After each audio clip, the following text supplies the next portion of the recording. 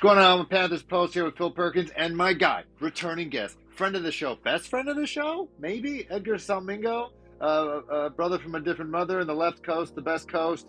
You know him as at Panthers analyst.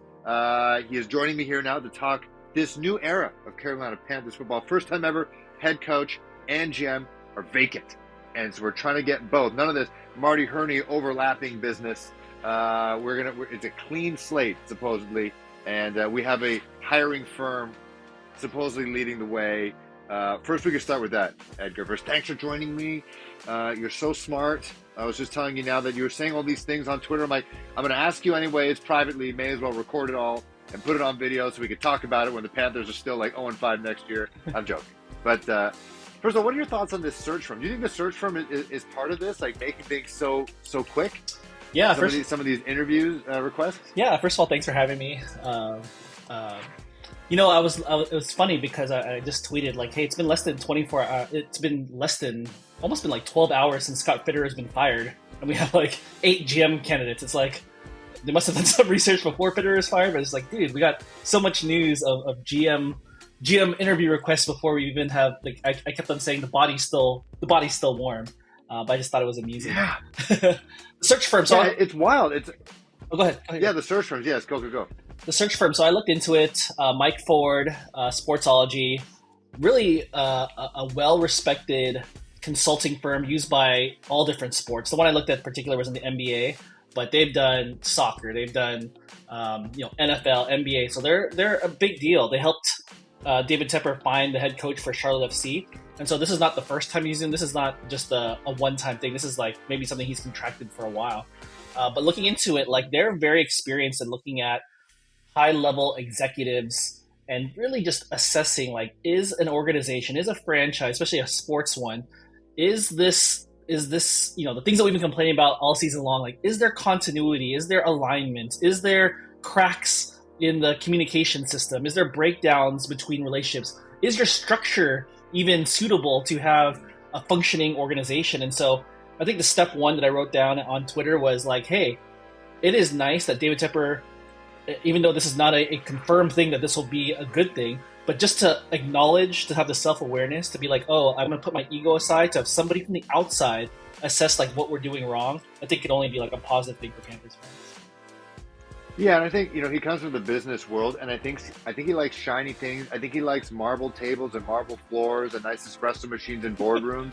So I feel like it was an easy sell if he were to go to their offices, be like, hey, Dave, we know what we're doing. We're not just these guys with like, jock straps and Nike Pro on. I don't know what kind of image I'm painting right now. Like, we're smart people. We got good hair. Just listen to us, and we know what we're doing. And we've worked with the Chelsea's. I think they won I think the main guy Ford won an FA Cup and the Premier League. Wow, with Chelsea, those are coveted trophies. Yep. And they work, with the likes of the 49ers. They've worked with these teams, and and they picked up a coach for Charlotte FC. That's a pretty decorated coach in the Premier League. And so I think it was an easy sell for him to look at this squad and think, you know what, you could put me in the right direction. And he's not an idiot. I think we always say David Tepper's not an idiot. And, he's made a different kind of mistake each time. And so, at least having someone you could at least blame this time around, that's not you, is probably a good call. But yeah, you're right. The body is still, the body from Frank Reich, I think, has been cold since he got fired, because the guy looked like a corpse for a while, no disrespect. But this list of coaches, it's kind of the who's who, and we'll talk about the people who aren't on this list, but everyone knows Ben Johnson's top of the list, and a shout out to the beat reporters out there. This one's from Joe Person. He put out the list because he was talking about who's getting interviews, Diana Rossini and all the guys from NFL Network. I couldn't keep track of who was getting interviews. Like, this is blowing, because it happened so quickly. This doesn't happen that. It didn't happen last time, right? Nope. And so there's just so many people there. So Ben Johnson, we already know. We saw the Diana Rossini article saying that he's still open to it, which was surprising to me because he kind of dropped out, which I don't think we should have taken as personal as others did, Panthers haters out there. I think he just wanted to see what Detroit had to offer. It turns out to be a good bet that he's sticking with Detroit this year. And I think, now would be the right time for him to strike while the iron's hot right now. But what more do we have to say about Ben Johnson, really, getting an interview request? He's a star. Jonathan Jones is well connected to the team. Said it's the worst kept secret. Hmm. So who knows if he comes Yeah. along? Who knows if they, the Panthers pull the trigger? But the interest is definitely there and it's real. Yeah, and it seems like, people automatically, because Carolina was just so putrid this year, that, he'll have options, which he will. But it seems like the other teams that would have the more attractive jobs, like the LA Chargers, who have, they have the quarterback, they have the summer wide receiver talent. They might have to let go of some guys, but that's for their new GM's job. That's their job. But it seems like the Chargers, they want to change pace. They've had their own tough time trying to find some consistency in head coaching. They've all been first time head coaches. They want to get a veteran, whether it's a Bill Belichick or Jim Harbaugh, who might want to ride off on the sunset, in your neck of the woods, why not? And they might not want to take a shot on Ben Johnson, who they might not have that patience with. So that was kind of nice for me to hear. Same thing with the Raiders. I hope they sign Antonio Pierce. It looks like he's really galvanized the entire fan base, but we know how the NFL is when it comes to interim head coaches. But so yeah, do you feel better of a chance for Ben Johnson to actually be? I think he's the betting favorite right now to be the head coach. Yeah, I think the interest is real. I think there is something to be said about like if you're being, we both have jobs, but when you're being schmoozed by somebody for 2 years from a 20 billionaire, it's kind of hard to reject him twice, especially you're back home in North Carolina. There is one team that I'm kind of nervous about.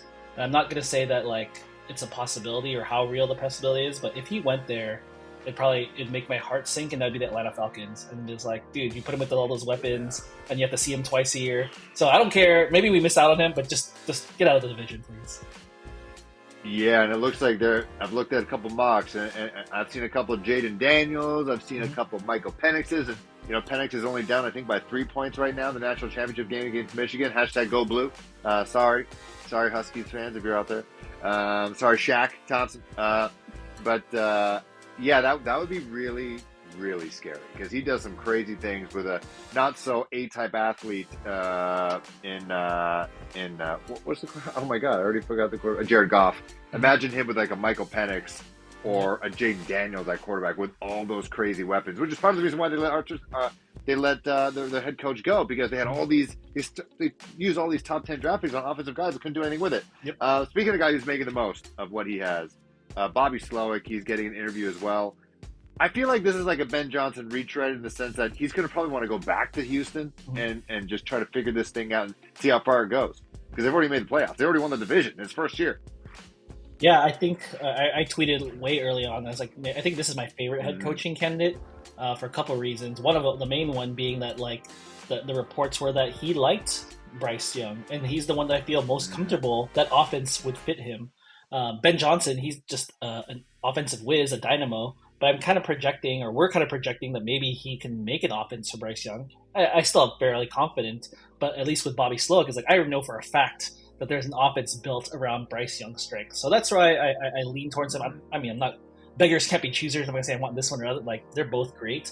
But I echo your point. And thinking about Ben Johnson, first the reports came out that Ben Johnson didn't just reject the Panthers; he rejected all the offers. So some of us took it personally. Maybe we shouldn't have taken it personally. But the thing I was thinking about is, I don't know if this happened in your life, Phil, but I take a job, and it's my first year, and you're getting some success, and then people are interested in you. It's like, dude, I can't just leave. I just made these relationships. I just moved my family here. I just, I love the players that I'm working with.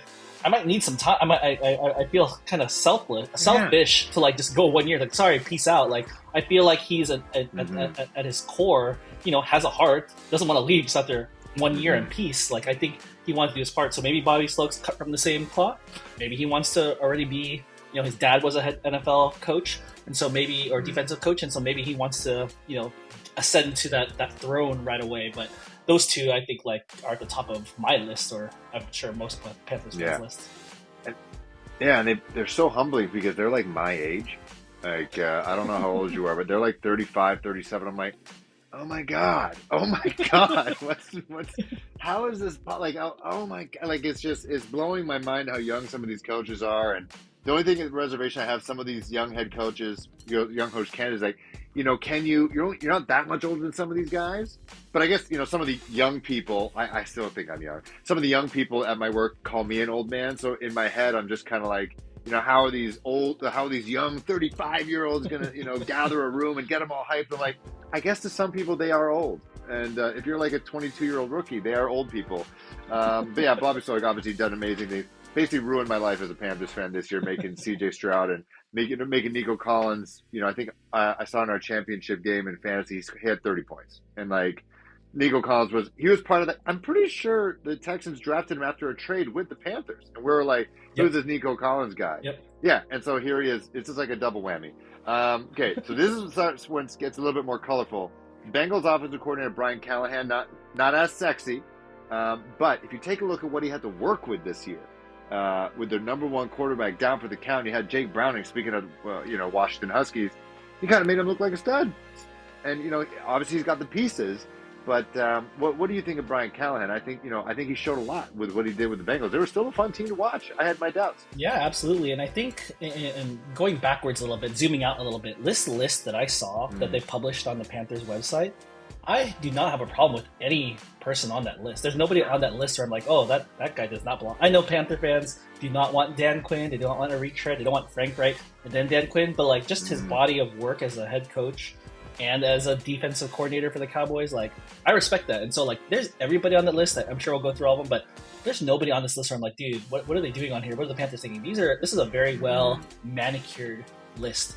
Brian Callahan obviously helped the Bengals, has helped Joe Burrow, but I don't have the list in front of me, but like the ones that he's worked with, they've had, I wouldn't say career years, but they had their best years when Brian Callahan was working with them. His dad is a famed offensive line coach, and so he has the bloodlines, he has the experience, he's uplifted quarterbacks, and so I know for some people, like JJ Pan's culture is one of his favorites, but I think if he became, again, he's probably not as sexy as Bobby Slowik or Ben Johnson, but he holds his own in terms of like what he's been able to do with offenses. Like the Bengals, without Joe Burrow, like you couldn't even tell that they were down. People were injured. Jamar Chase was in and out. T. Higgins got injured. So like, man, he knows how to coordinate an offense.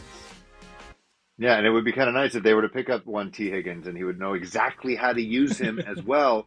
I talked to Depressed Panther _fan last episode. Yeah, he has T. Higgins signing with the Panthers on a pretty big deal, or I think it was a trade. It was our second round pick and then our third round pick as well to get T. Higgins. But yeah, that would make some sense. That'd be some talk about like continuity. That'd be some good continuity there. So you mentioned Dan Quinn, and yeah, he is a man. He is actually an older person. He is at least older than me, so I don't feel too bad about this. But I feel like he knows the division. That's one thing, and I think the defense was a strength. It'd be interesting to see if he were hired. I guess would that be the end of Ejiro Evero, basically, if he were to be hired? That would be what it would. I would think would be the downfall of Edgar. So that'd be the con of hiring someone like Dan Quinn because I'm sure Dan Quinn is a defensive guy and wants his. Maybe they work it out. I don't know.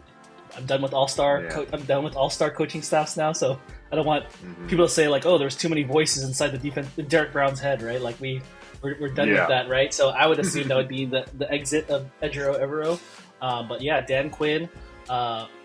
I'm 41, so maybe I'm still younger than him. Maybe that's what makes me feel good about Dan Quinn. But also, one thing I forgot to mention is that both Joe Person and Mike Kay said like, hey, Dan Morgan is going to play a big role in this offseason. And so like I was just like looking at all the names. Dan Quinn has worked with Dan Morgan in Seattle.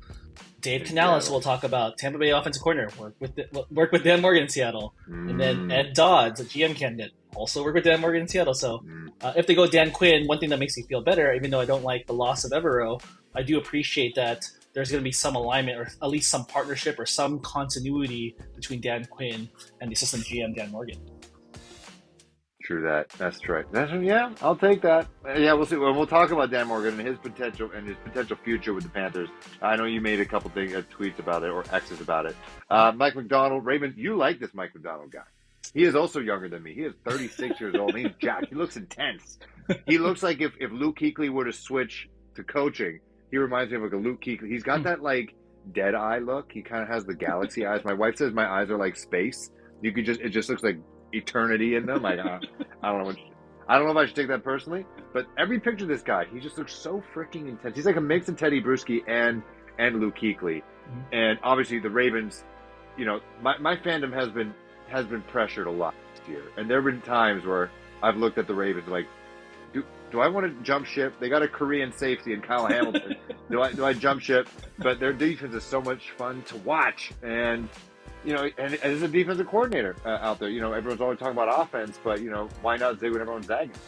Yeah, I know we talked about him offline about him, and basically, if I were Mike McDonald, I would show him the tape of the 49ers game. I would show him the tape of the Dolphins game. I would show him the tape of the Seattle game. I'd show him tape, like all the people that you think are the Houston game. All these high-flying offensive coordinators that people lust over and say, like, dude, this guy's the offensive genius. Mike McDonald shut them down. And so that's just my resume. It's like, oh, you like this offense? Look, I shut them all down. Now what? Like, and that's, like, to me, very appealing. Mm-hmm. I'm also a big fan of, when we talk about coaches, like, who did the most with the least? And I know that the Ravens are stacked and they've always had a loaded roster, but they don't have a premier edge rusher. I know they signed Jadeveon Clowney late, but they don't have that. Like, they don't have a Derek Brown. I mean, they have people that are kind of like Derek Brown. They don't have guys that are kind of like Brian Burns, but he was able to do a lot with very little. And for that, like, I have him high on my list as well. And I wonder, just by saying that and then coupling that, I like connecting dots, and that with Brian Burns telling reporters today that, he doesn't think that he is the Panthers' top priority right now. There's a lot to fix. I wonder if losing a guy like that for draft picks, which you need, and obviously Bryce is the top priority, getting a Mike McDonald who has, at least you get like a Derek Brown and a Shaq and a Frankie Louva and a J.C. Horn, who you could say stacked up with the Ravens' defensive players are better. Could you make the most of it? And then, Bryce, here's some couple first-round wide receivers, maybe, that's very interesting. You've been selling me on this guy a little bit, Mike McDonald character. All I follow on is, like, how did he do against the guys that everybody wants? How did he do against Mike McDaniel? How did he do against Bobby Slowik? How did he do against, Seattle? How did he do against Kyle Shanahan? And that's all I have to say. It's like, what did he do against them? And that's been our fear, like we just talked about. And you talked about the fear of, of Ben Johnson going to Atlanta. Who better to maybe try to shut him down than someone who's used to shutting down these high-flying, sexy offenses. Frank Smith, he's not sexy, but he's emotional. Like, the guy started crying a little bit, like, just being mentioned. Maybe it's because he's awesome offensive lineman. I don't know. They're tending to be really smart guys, emotionally in tune. I don't know. I think it might be a bit early. Because he doesn't even call the plays in this feels like an Eric Bieniemy thing. Yeah. Does he even call the plays in Miami? Doesn't call the plays. I think it's their head coach. Yeah, I don't think he has experience calling plays, so he's a big projection. Mm-hmm. But he apparently with everyone who's worked with him, he has high regards from player. Like, I remember looking at the list of all the line. Like, he did this Chargers line when he took over the Chargers line and the running backs. They had the top in the league, and they came from being worse in the league to top offensive line in the league. And Panthers fans would love someone who knows how to improve the offensive line, right? When he took over as tight ends coach in the Raiders, that was Darren Waller's best year, So, like, and then you look at Miami, and so, like, he has a track record of really building relationships with players and getting the most out of them. Question is, does it translate? Does he get another play caller? Is he become the play caller? So there's a lot of projection there. But by and large, I know you say he's an emotional guy. He's an offensive lineman. He is my age, so maybe I'm partial to him as well. Yeah, look at all us millennials, us geriatric millennials getting these gigs now. It's so great. It makes me feel very unsuccessful. Raheem Morris, defensive coordinator, another defensive guy for the Rams. Hey, the Rams are going to the playoffs. We did not they're a projection for me. I'm always trying to find some solace with other teams. That the Rams, they famously said F those picks. They had no picks. We're fretting over no first round pick. They had no picks, and here they are with Puka Nacua and all these guys doing great things on the offensive side. But on the defensive side, they're also shutting people down as well. So I'm hoping, hopefully the Panthers survive without a first overall pick and no second next year. But what do you like about Raheem Morris? Obviously, he was a guy in Tampa as well. What do you like about him? Is this? I hate to say it, but is this like a Rooney Rule thing? Is this are they doing it because they kind of have to? I think it's like a little bit of both. I mean, you can't deny. They have to hire or interview minority candidates. But I will say, I liked him the last hiring period This was just last year. Yeah. I like Raheem Morris because he has coached on the offensive and defensive sides of the ball, and so I am partial to people who know both sides. He's been in the McVay system. He's been in all these different high regarded offenses as well. I also think that he can develop people, and so I know that you said F them picks, and so someone on the defensive side, has to work with rookies, unproven people, free agents that are cheap. And so this year, that defense, even though it's not the top line defense, like was respectable. And they have possibly the defensive rookie of the year in Kobe Turner. And so like these are things that are feathers in his cap. I will say like maybe if he comes on, maybe Ejiro Evero stays on because they work together with the Rams. And I also think that there'd be continuity there because some of the coaches, like the secondary coach, was also with the Rams. And then lastly, he does have some head coaching experience. And so Dan Quinn and Raheem Morris, they have experience. Unfortunately, when he was head coach of the Bucs, they never made the playoffs, so it's not the highest. Right. But it is something to be said about someone who's been in the head coach's chair before. And then lastly, I think that they lost Jalen Ramsey and they were still respectable. They obviously have Aaron Donald, but like maybe he unlocks people like a JC Horn, like a Derek Brown, the way that he's had those similar players out with the Rams, and maybe they take it up a notch. But he strikes me as like a really good, like well-connected guy that can build a staff, because all these other people, the Brian Callahans, the Ben Johnsons, the Bobby Slowiks, who's going to be on their staff? But if you look at Raheem Morris, like he already had a staff before. You see the teams he's been on. He knows everybody and like really top-notch people. And so I feel most confident in his ability to put together a staff, or like he knows well-connected people to put together a good staff. That feels a little Frank Reich to me. Sorry, I'm just something about that. Just like he knows people. He's a name. He's a name. Okay, the other guys are names. I know you mentioned them quickly. They have the relationship with Dan Morgan a little bit, but Ravens offensive coordinator Todd Monken, Buccaneers offensive coordinator Dave Canales. I don't know enough about these. I don't know if they're just like a drop in the bucket type guys. Like, who do you give them a chance? I don't even know. I don't know anything about these guys. Todd Monken is older than us, so that's a positive. Okay, good. That's a positive. But he has been accelerating. He looks sad. Does he look sad? Is he the guy who looks sad? I've seen some photos of him. He looks a bit sad. I wouldn't be surprised. I mean, he's the oldest. He's the elder statesman of the group. But he has an ascending star because he coordinated offenses for those high flying Georgia teams. Then he came over to the Ravens, and so what people don't know about is that the Ravens defense has kind of outshined him because the defense has been so strong, and then you have Lamar Jackson on their side. So everyone just looks like, "Whoa, Lamar Jackson's great," but there's somebody behind that Lamar Jackson. The previous offensive coordinator, Greg Roman, not a lot of people were fans of. A lot of people are digging Todd Monken, and he was offensive coordinator when Steve Wilkes was defensive coordinator out in Cleveland, and so like I always thought, hey, maybe this would be the offensive coordinator he'd bring along. But man, he makes the Ravens offense look good. Dave Canales, if I'm Dave Canales, the Tampa Bay offensive coordinator, my resume is I'm going to show you Baker Mayfield. Look what you did with Baker Mayfield last year. Look what I did with Baker Mayfield this year. That's why I'm a good offensive coordinator. And then it's like, dude, like I bow down to you because you converted somebody who like we couldn't. He was our trash, and you made him into treasure. That's true. I think that's and Mike Evans too. Not that Mike Evans is trash, but he's a guy who the Panthers could also pick up, and they can have that. He could kind of bring in the offense, and Kenny has that. He kind of has that understanding of how it works as well. And he can lead Bryce in multiple ways, not just as a leading receiver, but also as a guy to help him get with the offense. Yeah, you talked about T. Higgins and Brian Callahan, Mike Evans and Dave Canales. Dave Canales worked with Dan Morgan. So there's things to be positive about. Maybe he's a year too early, but he has a good resume too. All right, I dig it. Well, I can't wait. I wish I was a fly on the wall on all of these. So apparently they have to deny or accept these interviews as well. So it'll be interesting to see. If that'd be the embarrassing part. Like it's been like rapid fire. All these coaches getting requests. I don't want tomorrow or the next to be like Dan Quinn says no, Mike McDonald says no. It's like this sucks because then that would be what every analyst has been saying about Dave Tepper. Like hey, no one wants to work with you. You're crazy. But I don't know. We'll see. All right, this is great. I can't wait. I think once the list gets short, I'm sure we'll chat. And then once the actual head coach is announced. Well, you'll be back here, Edgar. Let's do it. Perfect.